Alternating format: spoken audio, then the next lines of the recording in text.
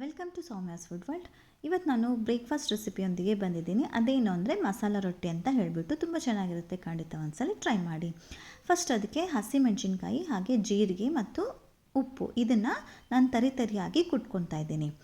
ಅದನ್ನು ಸೈಡಿಗೆ ಇಟ್ಕೊಂಡ್ಬಿಟ್ಟು ಒಂದು ಪ್ಯಾನಲ್ಲಿ 2 ಗ್ಲಾಸಷ್ಟು ನೀರನ್ನು ಹಾಕಿಬಿಟ್ಟು ಅದರಲ್ಲಿ 1 ಗ್ಲಾಸಷ್ಟು ನಾನು ಇಲ್ಲಿ ಹುಳಿ ಮಜ್ಜಿಗೆಯನ್ನು ಹಾಕ್ತಾಯಿದ್ದೀನಿ. 2 ಗ್ಲಾಸ್ ನೀರಿಗೆ 1 ಗ್ಲಾಸ್ ಹುಳಿ ಮಜ್ಜಿಗೆಯನ್ನು ಹಾಕಿ ಅದು ಸ್ವಲ್ಪ ಬಾಯ್ಲ್ ಆಗೋಕ್ಕೆ ಬಂದಮೇಲೆ ನಾವು ಕುಟ್ಕೊಂಡಿರೋಂಥ ಚಿಲ್ಲಿ ಪೇಸ್ಟ್ ಏನಿರುತ್ತಲ್ಲ ಅದನ್ನು ಹಾಕಿಬಿಟ್ಟು ಸ್ವಲ್ಪ ಕೊತ್ತಂಬರಿ ಸೊಪ್ಪನ್ನು ಚಾಪ್ ಮಾಡ್ಕೊಂಡು ಹಾಕ್ಕೊತಾ ಇದ್ದೀನಿ. ಇದನ್ನೆಲ್ಲ ಹಾಕಿ ಚೆನ್ನಾಗಿ ಮಿಕ್ಸ್ ಮಾಡ್ಕೊಳ್ಳಿ. ಅದು ಸ್ವಲ್ಪ ಬಾಯ್ಲ್ ಬರೋ ಸ್ಟೇಜಲ್ಲಿ ಇರುವಾಗ ನಾವು 1 ಗ್ಲಾಸಷ್ಟು ಗೋಧಿ ಹಿಟ್ಟನ್ನು ಹಾಕ್ಕೊತಾ ಇದ್ದೀನಿ. 1 ಗ್ಲಾಸ್ ಅಥವಾ 1 ಕಪ್ಪಷ್ಟು ಗೋಧಿ ಹಿಟ್ಟನ್ನು ಹಾಕ್ಕೊತಾ ಇದ್ದೀನಿ.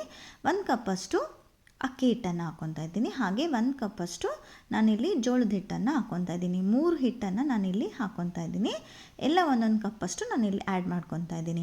ಇದನ್ನು 2 ನಿಮಿಷ ಈ ರೀತಿ ಬಿಟ್ಟು ಆದಮೇಲೆ ಇದನ್ನು ಈ ರೀತಿ ಚೆನ್ನಾಗಿ ಮಿಕ್ಸ್ ಮಾಡ್ಕೊಳ್ಳಿ. 2 ನಿಮಿಷ ನೀರಲ್ಲಿ ಬಾಯ್ಲ್ ಆಗೋಕ್ಕೆ ಬಿಟ್ಟರೆ ಸಾಕಾಗುತ್ತೆ. ಅದನ್ನು ಈ ರೀತಿ ಮಿಕ್ಸ್ ಮಾಡಿಕೊಂಡು 10 ನಿಮಿಷ ಮುಚ್ಚಿಟ್ಕೊಳ್ಳಿ. ಅದು ಮುಚ್ಚಿಟ್ಕೊಂಡು ಸ್ವಲ್ಪ ತಣ್ಣಗಾದ್ಮೇಲೆ ಈ ರೀತಿ ಅದನ್ನು ಚೆನ್ನಾಗಿ ನಾದ್ಕೊಂಡು ಸಾಫ್ಟಾಗಿ ಡೋ ರೆಡಿ ಮಾಡಿಕೊಂಡು ಇಟ್ಕೋಬೇಕು. ಇದನ್ನು ಚೆನ್ನಾಗಿ ನಾದ್ಕೊಂಡ್ಬಿಟ್ಟು 1 ಬಾಲ್ ಅಷ್ಟು ನಾವು ಇಲ್ಲಿ ತೊಗೊಂಡು ಒಂದು ರೊಟ್ಟಿಗೆ ಎಷ್ಟು ಬೇಕಾಗುತ್ತೆ ಅಷ್ಟು ಬಾಲನ್ನು ಮಾಡಿಕೊಂಡು ಈ ರೀತಿ ಚೆನ್ನಾಗಿ ಅದನ್ನು ಸಾಫ್ಟ್ ಮಾಡ್ಕೊಳ್ಳಿ. ಸಾಫ್ಟ್ ಮಾಡಿಕೊಂಡು ಅಕ್ಕಿ ಹಿಟ್ಟು ಇರುತ್ತಲ್ಲ ಅದರಿಂದ ನಾನು ಇಲ್ಲಿ ಇದನ್ನು ರೋಲ್ ಮಾಡ್ಕೊತಾ ಇದ್ದೀನಿ. ನಾವು ರೊಟ್ಟಿ ಹೇಗೆ ಒತ್ಕೊತೀವಲ್ಲ ಸೇಮ್ ಅಕ್ಕಿ ರೊಟ್ಟಿ ಯಾವ ರೀತಿ ಪ್ರೆಸ್ ಮಾಡ್ಕೊತೀವಲ್ಲ ಅದೇ ರೀತಿ ರೋಲ್ ಮಾಡ್ಕೊತಾ ಇದ್ದೀನಿ. ಈ ರೀತಿ ರೋಲ್ ಮಾಡ್ಕೊಳ್ಬೇಕಾದ್ರೆ ನಾವು ಅಂಚನ್ನು ಸ್ವಲ್ಪ ಸೀಳೋಗೋ ಚಾನ್ಸಸ್ ಇರುತ್ತೆ. ಸೊ ನಾವು ಅಂಚೇನಾದರೂ ಸೀಳಿದರೆ ಈ ರೀತಿ ನಾವು ಅದನ್ನು ಸ್ಟಿಕ್ ಮಾಡ್ಕೋಬೇಕು. ಅಂದರೆ ಅದು ಸೀಳಲ್ಲ. ಈ ರೀತಿ ಪ್ರೆಸ್ ಮಾಡಿಕೊಂಡ್ರೆ ಅದು ಚೆನ್ನಾಗಿ ಬರುತ್ತೆ, ರೌಂಡಾಗಿ ಚೆನ್ನಾಗಿ ಬರುತ್ತೆ. ಇದನ್ನು ಈ ರೀತಿ ನಾವು ಅಕ್ಕಿ ರೊಟ್ಟಿ ಥರ ರೋಲ್ ಮಾಡಿಕೊಂಡು ಹೇಗೆ ಸುಡಬೇಕು ಅಂತ ತೋರಿಸ್ತೀನಿ ನೋಡಿ. ಈ ರೀತಿ ತೆಳುವಾಗಿ ಒತ್ಕೊಂಡಿದ್ದೀನಿ. ಇದನ್ನು ಹಂಚ್ಕಾದ್ಮೇಲೆ ನಾವು ಇದನ್ನು ಹಂಚ ಮೇಲೆ ಹಾಕಿಬಿಟ್ಟು ನಾವು ಜೋಳದ ರೊಟ್ಟಿಗೆ ಹೇಗೆ ವಾಟರನ್ನು ಅಪ್ಲೈ ಮಾಡ್ತೀವಲ್ಲ ಒಂದು ಸೈಡ್ ಆ ರೀತಿ ವಾಟರನ್ನು ಅಪ್ಲೈ ಮಾಡಬೇಕು ಒಂದು ಸೈಡಲ್ಲಿ. ತುಂಬ ಚೆನ್ನಾಗಿರುತ್ತೆ, ಸಾಫ್ಟಾಗಿರುತ್ತೆ. ನೀವು ಮಕ್ಕಳಿಗೆ ಲಂಚ್ ಬಾಕ್ಸಿಗೆ ಕೂಡ ನೀವು ಇದನ್ನು ಪ್ರಿಪೇರ್ ಮಾಡ್ಕೊಡ್ಬೋದು ಈಸಿಯಾಗಿ.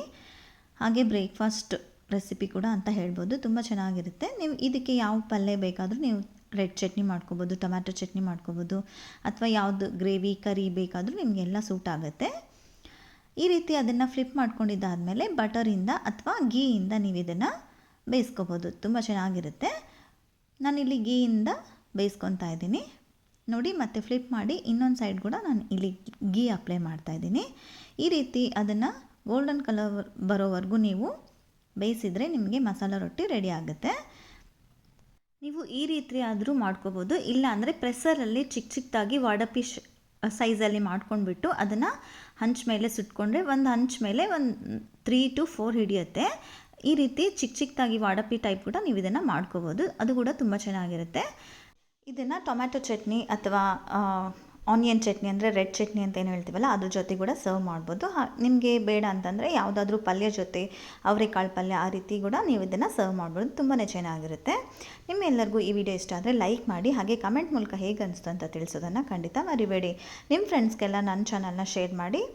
ಹಾಗೆ ಯಾರು ಸಬ್ಸ್ಕ್ರೈಬ್ ಮಾಡ್ಕೊಂಡಿಲ್ಲ ಈ ಕೂಡಲೇ ಸಬ್ಸ್ಕ್ರೈಬ್ ಮಾಡಿಕೊಂಡು ಹಾಗೆ ಬೆಲ್ ಐಕನ್ನ ಪ್ರೆಸ್ ಮಾಡಿದರೆ ನಿಮಗೆಲ್ಲ ವೀಡಿಯೋಸ್ಗೆ ನೋಟಿಫಿಕೇಷನ್ ಬರುತ್ತೆ. ಸೊ ಯಾವ ವಿಡಿಯೋ ನಿಮಗೆ ಮಿಸ್ ಆಗಲ್ಲ ನೋಡಿ. ಈ ರೀತಿ ಇದನ್ನು ಗೋಲ್ಡನ್ ಕಲರ್ ಬರೋವರೆಗೂ ಇದನ್ನು ಚೆನ್ನಾಗಿ ಬೇಯಿಸ್ಕೊಂಡ್ರೆ ಈ ರೀತಿ ಕೂಡ ಮಾಡ್ಕೋಬೋದು, ಈಸಿಯಾಗಿ ಮಾಡ್ಕೋಬೋದು.